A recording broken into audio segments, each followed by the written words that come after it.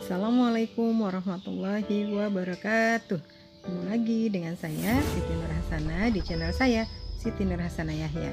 Sebelum tonton videonya jangan lupa like dan subscribe ya. Selamat menyaksikan.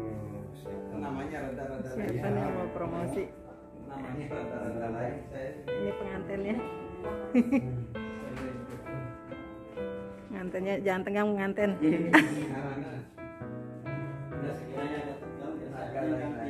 Ala gaya lo.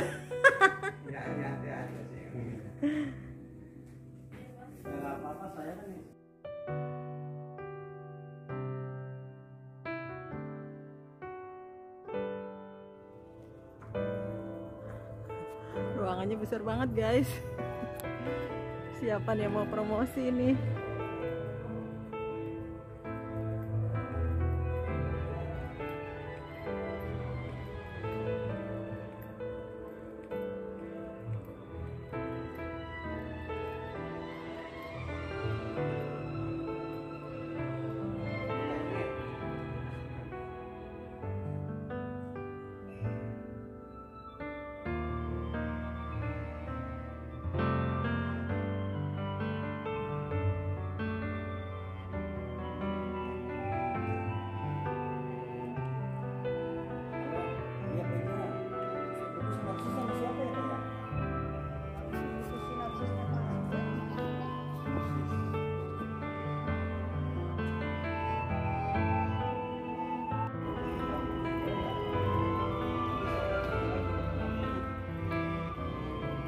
Para penguji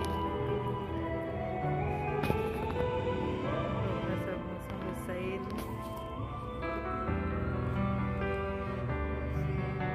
Profesor Dr. Sidik,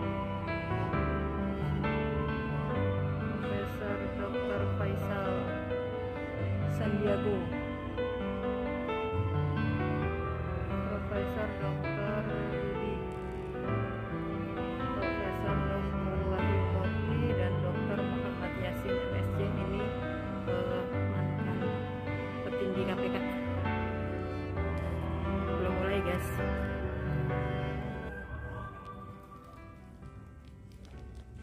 Hari ini akan diadakan ujian sidang terbuka dari Promopendus Saudara Hasbullah dalam rangka mempertahankan disertasinya dengan judul Pertumbuhan Ekonomi dan Kemiskinan berdasarkan 16 Juli 2006 dengan Kiki Zakiah Nur SS dan telah dikaruniai anak 2. Riwayat dikaruniai anak 2 orang, Rajwa Nauzadullah dan Muhammad Zaidah Dafa. Pendidikan dasar diselesaikan di SDN nomor 1 UP 5 TG, lulus pada tahun 1990 dari Madrasah Sanawiyah MTS. Bahwa yang pertama, pertumbuhan ekonomi yang betul-betul memang diharapkan selalu mengalami peningkatan dan penurunan. Nah, pertumbuhan ekonomi yang terus meningkat itu merupakan harapan dari pemerintah, baik itu pemerintah pusat maupun pemerintah daerah. Nah, adanya seberapa besar persoalan yang paling mendasar dapat diatasi seperti misalnya kemiskinan, pengangguran, ketahanan pangan, serta masalah mendasar lainnya. Nah, persoalan inilah yang menjadi terhadap pertumbuhan ekonomi. Kemudian yang ketiga, bagaimanakah konsumsi berpengaruh secara parsial terhadap pertumbuhan ekonomi. Yang keempat, inflasi bagaimana berpengaruhnya secara parsial terhadap sesungguhnya kan kita berbicara pertumbuhan ekonomi dikaitkan dengan masalah kemiskinan. Nah, seperti kita ketahui, Provinsi Lampung ini kan memiliki potensi di bidang pertanian. Jadi pertumbuhan ekonomi ini apakah perlu diarahkan kepada sektor pertanian sebagai lokomotif untuk pembangunan yang menghasilkan pertumbuhan. Nah, itu saya kira ya. Jadi masalahnya belum jelas itu tadi ya. Padahal di situ banyak perkebunan ya di Provinsi Lampung ya. Dari dulu terkenal tanahnya untuk dibuat pertanian ya, perkebunan besar di sana adanya. Tapi saya tidak melihat itu ada pembahasan di sana. Yang terjebak adalah masalah industri ya. Kemudian, nah andaikan industri pun juga paling-paling industri pengolahan yang berbasis daripada hasil pertanian. Misalnya kan ada PT Hanya infrastruktur, tetapi lebih ke jalan raya. Kenapa jalan raya? Karena jalan raya ini yang sangat riskan di Provinsi Lampung, Prof. Jadi antar daerah ke daerah lain itu sangat sulit untuk mencapai dan mendistribusikan logistik, itu sangat memakan waktu dan menghabiskan biaya operasional. Sehingga pertumbuhan ekonomi di daerah-daerah bukan hanya di kota tetapi di daerah-daerahnya, di kabupaten-kabupaten itu sangat terlambat dan terhambat akibat infrastruktur jalan raya. Itu Pak yang pertama. Yang kedua, tadi apa yang perlu dilakukan oleh pemerintah Provinsi Lampung untuk memberikan pertumbuhan ekonomi atau pada saat saya turun lapangan, Prof, waktu itu saya pernah bertemu dengan Kepala Kamar Dagang di Provinsi Lampung. Beliau mengatakan adalah pertumbuhan ekonomi Lampung memang sangat sulit. Penyebabnya apa? Yang pertama kata beliau adalah pendistribusian yang tidak adil, kemudian pertumbuhan ekonominya tidak merata, sehingga mengakibatkan keseluruhannya mendapatkan poin yang sangat minus. Itu menurut beliau. Jadi kebijakan yang paling utama adalah bagaimana menangani kemiskinan itu adalah kebijakan yang memihak kepada rakyat. Itu menurut saya, Prof. Terima kasih. Mana yang perlu diperkeras, mana yang harus menggunakan jalan aspal, dan bahkan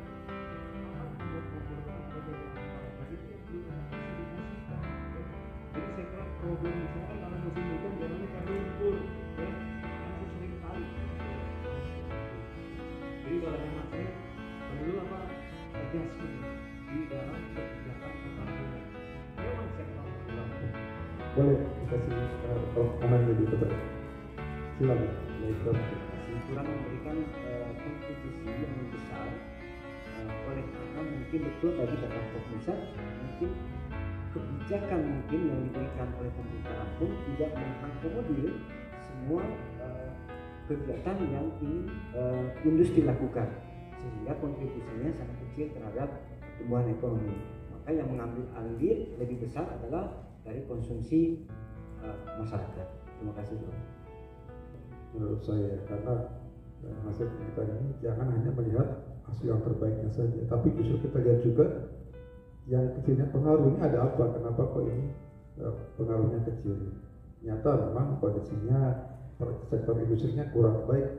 Nah, ini kan bisa menjadi saran juga kepada pemerintah daerah atau pusat untuk lebih menggiatkan lagi sektor industrinya. Ya, saya nggak tahu apakah di Lampung ada tambang nggak di sana. Harusnya ada industrinya juga gitu ya, tambang atau industri yang lain. Karena juga memang yang banyak hanya. Tapi karena Anda akan jadi dokter, ya, saya sebagai dalam itu mengingatkan supaya Anda tidak merasa bahwa ini tuh terbaik. Tidak ada seperti itu. Gini ya, saya boleh tanya isu sentral penelitian Andanya apa? Modalnya di Ya, kemana? Pertumbuhan ekonomi tidak bisa dilihat oleh faktor ekonomi makro. Ada yang namanya ekonomi mikro, ya, yang sifatnya mikro, misalkan IPM, ya. Kemudian jadi ada juga teknologi, ya. Nah, jadi nggak apa-apa karena ini sudah selesai. Nah, nanti Anda bisa merekomendasikan ke penelitian yang lain. Saya khawatirnya model ini terus nanti berurutan kesalahannya. Seolah-olah LP itu hanya dibentuk oleh ekonomi makro, ya. Jadi saya jelaskan saja bahwa pada dasarnya dibentuk oleh ekonomi makro dan ekonomi mikro. Namun demikian peneliti memfokuskan pada ekonomi makro, gitu ya. Jadi bahasanya seperti itu logical thinkingnya, ya. Nah, jadi isu sentralnya tadi kemiskinan, ya, dipengaruhi oleh LPE dan LPE. Jadi secara konsep tidak seperti itu. Ekonomi makro dan ekonomi mikro yang berkaitan. Nah, yang ketiga Apa yang Anda lakukan kalau Anda menjadi gubernur Lampung untuk menentaskan kemiskinan di sana? Karena adalah seorang doktor ekonomi. Karena ini hubungannya dengan disertasi Anda ya. Silakan. Baik Prof, terima kasih banyak. Ini mungkin berandai-andai ya Prof. Nah, ini bener ini. Ini Jokowi barusan telepon saya ini. Gak main-main saya.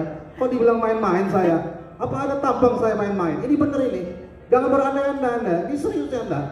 Silakan. Baik Prof. Kalau saya sebagai PLT Gubernur Lampung, faktor yang paling utama yang ingin saya perbaiki adalah dari faktor pajak yang pertama. Tetapi pajak di sini saya akan merubahnya menjadi investasi Anda. Coba variabel Anda apa aja? Ada ekspor, ada konsumsi, investasi, ada infrastruktur. Ya, salah satunya infrastruktur. Itu kalau Anda nanti, ini setelah ini kan Anda menjadi pakar, ahli ekonomi, ya, gubernur terpilih perlu penasihat ekonomi. Kebetulan lagi kamu dipanggil lagi nih. Apa yang kamu usulkan nih dari disertasi Anda nih? Kan gitu ya. Investasi. Struktur. Tadi kan dijelaskan sama Prof Musa. Bagaimana mau ngirim barang? Jalannya rusak. Harusnya jalannya bagus, ternyata kubangan. Ya. Bagaimana kalau reformasi birokrasi itu tidak jalan? Perizinan bagaimana? Nah, itulah yang maksudnya setelah Anda lulus, kalau juga dinyatakan lulus ya menjadi doktor ekonomi, disertasi yang Anda tulis ini harus diimplikasikan gitu. Pak Gubernur salah kamu hitung gitu, jangan pajak. Saya kalau pajak gampang, tinggal kutip-kutipin aja. Nggak bayar pajak saya gezeling. Apa itu gezeling? Saya tahan. Karena undang-undangnya mengatakan boleh orang yang tidak membayar pajak itu digezeling. Ya, keripik pisangnya ekspor. Ya. Bagaimana investasi? Apa masalahnya yang masalah di Lampung sehingga orang tidak investasi? Oh, ternyata perizinan. Bikin 1 kali 24 jam izinnya selesai. Reformasi birokrasi. Apalagi konsumsi, ya ini harus jelas. Inflasi, supaya tidak inflasi gimana? Daya beli masyarakatnya seperti apa?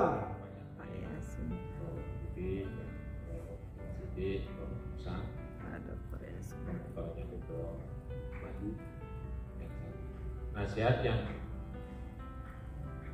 saya berikan ini sebenarnya tidak harus terjadi pada saat sidang terbuka yang masih banyak typo nanti disisir ya. Dan beberapa hal yang lain. Kita beberapa kabupaten saran untuk kondisi berikutnya, variabel-variabel berikutnya. Saudara Prof. itu menurut saya sudah memenuhi uji persyaratan ujian disertasi karena yang lebih kecil dari 30%, punya jurnal internasional, punya proseding. Kemudian di dalam penelitian memenuhi uji blue, uji normalitas, uji autoregulasi, uji multikonolaritas, uji heterogenesitas dari 2 model tersebut, semua memenuhi kelayakan penelitian. Kemudian masuk dalam uji stasioneri juga memenuhi keseluruhan stasioneri pada Profesor Dr. Musalbes, Pemidala, Profesor Dr. Siti Priadana, promotor Prof. Dr. Rahimurti, co-promotor Dr. Muhammad Yasin, dan kepada Profesor Dr. Santiago, Sekretaris Perangkas juga Direktur Program Pasar Saja. Bapak Ibu yang saya hormati, untuk sementara kami akan mengadakan sidang tertutup. Untuk itu sidang saya skors kepada Saudara Prof. Dipersilakan kembali ke tempat. Sidang saya skors. Untuk sementara Dewan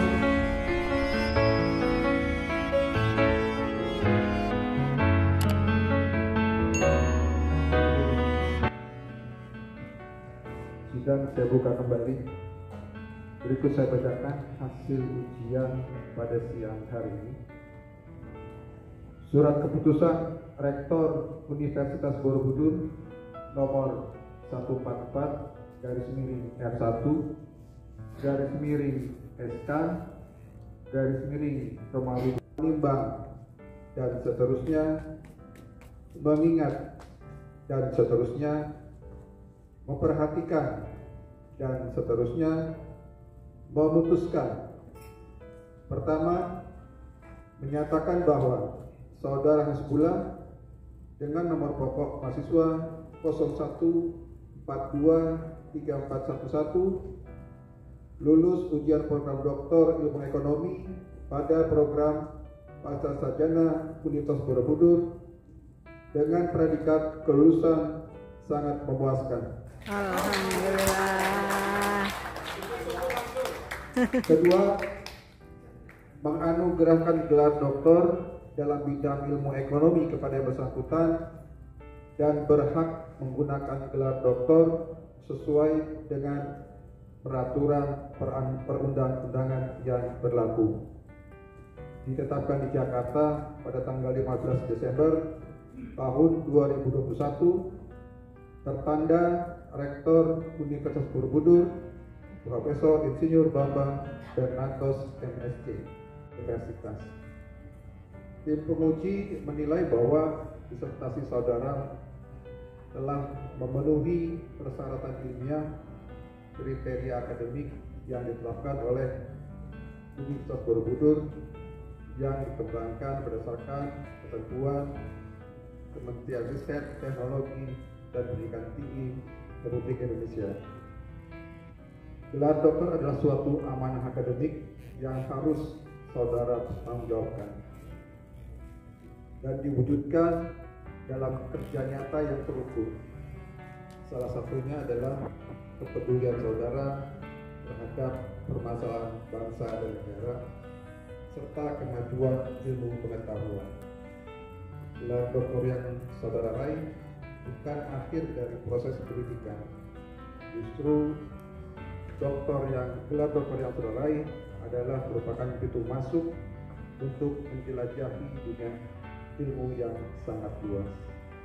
Pada kesempatan hari ini kami ucapkan selamat juga untuk keluarga, bapak, ibu, istri, anak, dan kerabat yang hadir pada hari ini menantikan atau promosi doktor daripada Dr. Hasbullah. Sekian dari kami, sekali lagi selamat, terima kasih. Assalamualaikum warahmatullahi wabarakatuh. Sidang terbuka promosi Doktor Ekonomi Program Pasca Sarjana Universitas Borobudur atas nama Dr. Hasbullah dengan ini saya nyatakan ditutup.